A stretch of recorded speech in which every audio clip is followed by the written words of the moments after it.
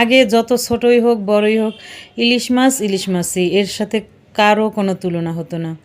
যাই হোক, এই স্টাইলটা অনেকটা আমাদের দেশীয়, মানে আমাদের বরিশাল পটুয়াখালীর মানুষ এভাবেই বেশিরভাগ রান্না করেন। এখন হয়তো অনেক অনেক রকমভাবে রান্না করে। তা আমি এখানে প্রথমে লবণ, হলুদ, মরিচের গুঁড়া দিয়ে মাছ হালকা ভেজে নিচ্ছি।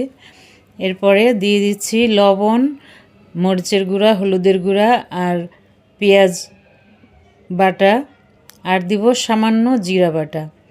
এটাই ইলিশ মাছের আজকের যে ভুনা সেটার মশলা। এখন এই ঝোলটা আমি এভাবে রেডি করে নিচ্ছি, আগে মশলা দিয়ে পানি দিয়ে মেখে, তারপরে মাছ ভাজা হয়ে গেলে ওটার উপরে দিয়ে দিব।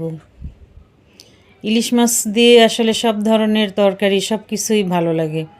তো আজকের মাছটা খেয়েছি, ভালো লেগেছে, কিন্তু আগের সেই স্বাদ বা ওরকম মজা আমার কাছে কেন যেন লাগেনি। এটা কি বয়সের দোষ, নাকি মাছের সমস্যা, না কিসের সমস্যা বুঝি না। শুধু আজকে না, আগে যে মাছ খেতাম ইলিশ মাছ, সেই স্বাদটা এখন আর আমি পাই না, খুব পাই না বললেই চলে। এখন হতে পারে আমার বয়সের সাথে রুচির চেঞ্জ এসে